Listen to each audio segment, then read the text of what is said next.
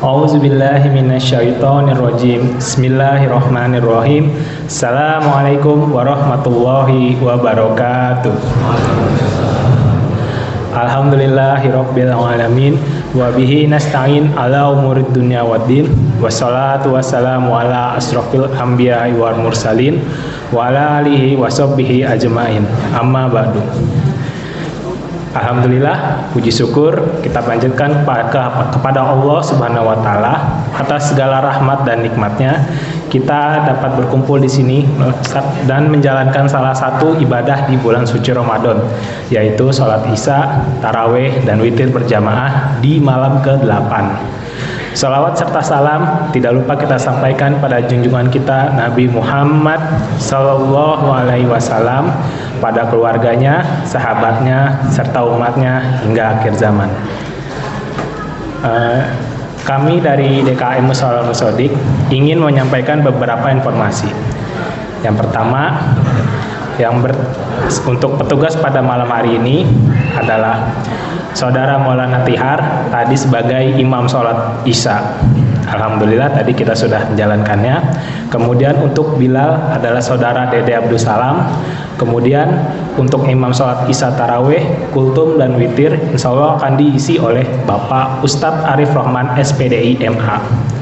Alhamdulillah semuanya telah hadir di tengah-tengah kita. Sedangkan untuk petugas pada esok hari adalah MC adalah Bapak Herman. Kemudian untuk sholat Isya adalah Bapak Tanuri. Bilal adalah Saudara M. Irfan. Dan untuk imam sholat Isya tarawih, kultum, dan witir akan diisi oleh Ustadz Fatul Anam SAG. Pada nama-nama yang telah disebutkan, mohon untuk mempersiapkan diri.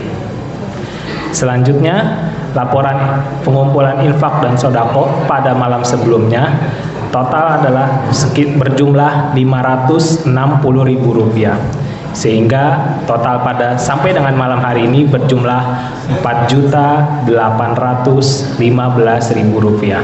Alhamdulillahirabbil alamin.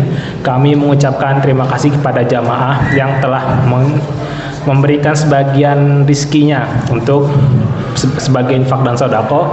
Semoga Allah membalasnya dengan kebaikan yang berlipat ganda. Demikian pengumuman yang bisa dapat kami sampaikan. Kurang lebihnya mohon maaf. Billahi taufiq wal hidayah. Assalamualaikum warahmatullahi wabarakatuh.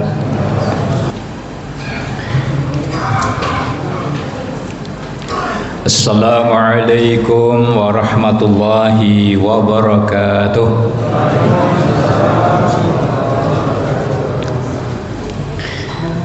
Bismillahirrahmanirrahim. Alhamdulillahilladzi arsala rasulahu bil huda wa dinil haqq liyudhhirahu ala dini kullihi walau karihal musyrikun. Asyhadu an la ilaha illallah wahdahu la syarikalah wa asyhadu anna sayyidana wa nabiyyana Muhammadan abduhu wa rasuluh. Allahumma salli wa sallim wa barik ala sayyidina Muhammadin sallallahu alaihi wasallam wa ala alihi wa sahbihi ajmain, amma ba'du. Hadratul mukarramin, para alimil ulama, para asatid, bapak-bapak dan ibu-ibu, wabil khusus Ketua Mushola Al-Musaddiq beserta seluruh jajarannya. Alhamdulillah di kesempatan malam hari ini kita bisa bersama-sama untuk melangkahkan kaki kita ke masjid yang kita cintai ini dalam rangka untuk menjemput rahmatnya Allah Subhanahu wa ta'ala di malam bulan suci Ramadan, malam yang penuh dengan keberkahan. Mudah-mudahan ibadah kita, puasa kita, sujud kita, tasbih kita, sedekah kita diterima oleh Allah Subhanahu wa ta'ala. Amin. Allahumma amin. Salawat Teriring salam, marilah sama-sama kita sanjungkan keharibaan junjungan kita baginda Nabi besar Muhammad sallallahu alaihi wasallam kepada para keluarganya, para sahabat-sahabatnya, dan kepada pengikutnya hingga akhir zaman nanti. Nah, oleh karena itu, bahwa dengan datangnya bulan suci Ramadan itu dimasukkan juga sebagai sayyidus suhur, bahwa bulan Ramadan itu merupakan penghulu dari seluruh bulan yang ada di bulan itu. Jadi kalau bulan Ramadan itu bulan yang keberapa, Pak? Bulan yang keberapa? Ke-9 ya. Jadi ada 12 bulan, dan di antara bulan suci Ramadan itu adalah sayyidus syuhur, merupakan penghulu di antara bulan-bulan yang lain. Kenapa bulan Ramadan dikatakan sebagai sayyidus syuhur? Karena bulan itu banyak sekali yang menjadikan salah satu keistimewaan di antaranya adalah bahwa bulan Ramadan itu adalah syahrun mubarak, bulan yang penuh dengan keberkahan. Ya, berkah itu artinya bertambah. Berkah itu merubah diri kita untuk menjadi orang yang lebih baik. Maka karena keberkahan bulan Ramadan itulah di malam hari ini kita dengan ringannya kaki kita menuju ke musola ini untuk bersama-sama mendirikan sholat isya dan sholat taraweh. Nah, itu salah satu keberkahan yang ada di bulan suci Ramadan.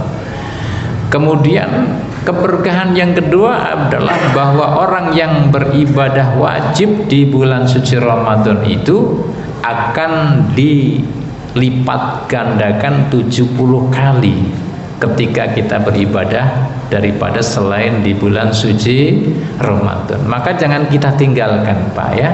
Salat tarawih kita jangan kita tinggalkan supaya kita mendapatkan keistimewaan itu. Nah, kemudian bulan suci Ramadan juga adalah bulan di mana orang yang melaksanakan ibadah sunnah maka akan mendapatkan pahala bagikan ibadah wajib. Kan banyak itu, Pak, ya. Jadi yang wajib dilipat gandakan pahalanya oleh Allah, yang sunnah akan maju kedudukan derajatnya bagikan ibadah wajib. Nah, ini adalah merupakan keberkahan yang ada di dalam bulan suci Ramadan. Nah, Ramadan sendiri ini, Bapak-bapak, ini sejarahnya adalah turunnya perintah puasa di bulan suci Ramadan itu terjadi pada tahun kedua Hijriyah. Berarti setelah 12 tahun kenabian Rasulullah sallallahu alaihi wasallam. Bayangkan 12 tahun ajaran Islam baru muncul perintah puasa di bulan suci Ramadan. Bahkan ada beberapa tahapan di dalam perintah Allah terhadap puasa bulan suci Ramadan. Ini yang pertama adalah dulu itu puasanya itu ada dua pilihan.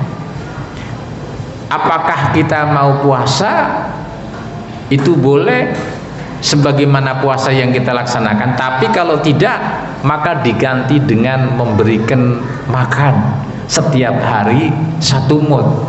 Jadi boleh ditukar tuh. Kalau nggak puasa berarti harus bayar makanan pokok kepada fakir miskin.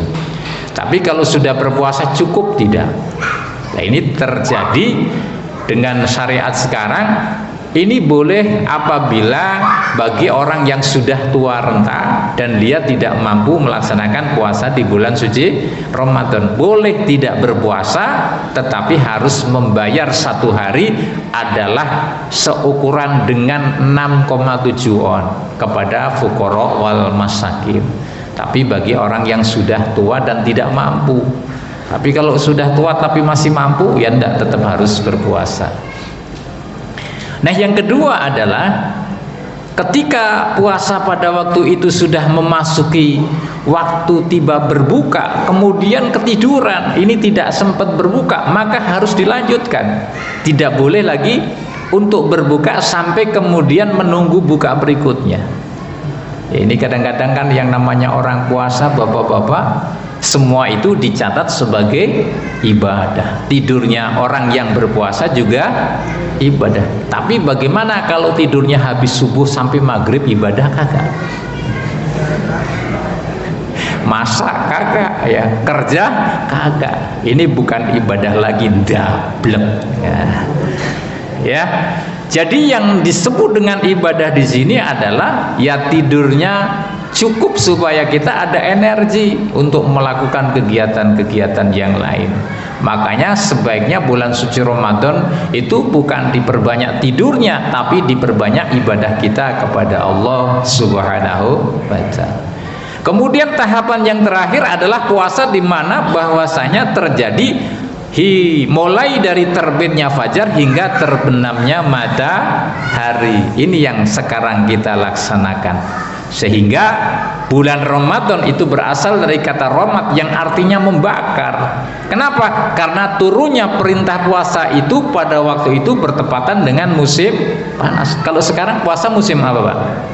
Musim dingin, ya. Musim banjir, ya.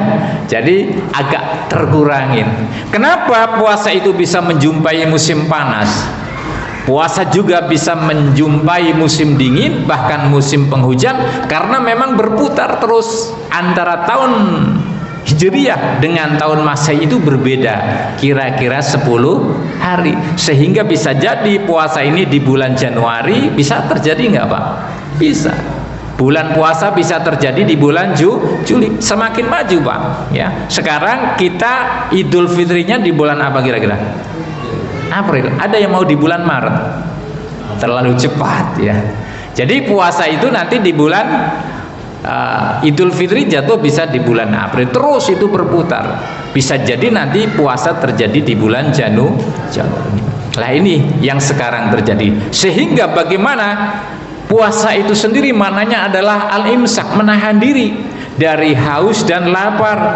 Bukan saja itu, tetapi harus menahan diri dari perbuatan-perbuatan yang bisa membatalkan pahala puasa. Kita harus menahan syahwat supaya kita juga tidak mudah untuk marah. Sehingga puasa yang harus kita jaga adalah lesan kita berpuasa, telinga kita berpuasa, hati kita berpuasa. Maka puasa yang diterima oleh Allah Subhanahu wa ta'ala adalah man shoma ramadhana imanan, karena sebab iman kita kepada Allah. Maka panggilan puasa hanya khusus bagi orang-orang yang beriman. Nah, wahtisaban, kemudian juga mengharapkan ridhonya Allah agar puasa ini benar-benar diterima. Maka puasa yang diterima oleh Allah itu adalah puasa yang memenuhi syarat dan rukunnya. Maka yang akan didapatkan ghufirallahu ma taqaddama min dzanbih, akan terhapus dosa-dosanya daripada puasa itu sendiri. Maka di sini disebut membakar adalah yang dibakar adalah dosa kita. Dengan apa? Perbuatan-perbuatan yang kita lakukan. Nah, ini mudah-mudahan puasa kita diterima oleh Allah Subhanahu wa ta'ala, dan insya Allah dengan apa yang kita laksanakan ini menjadikan amal soleh kita. Amin. Allahumma amin. Billahi taufik wal hidayah. Wassalamualaikum warahmatullahi wabarakatuh.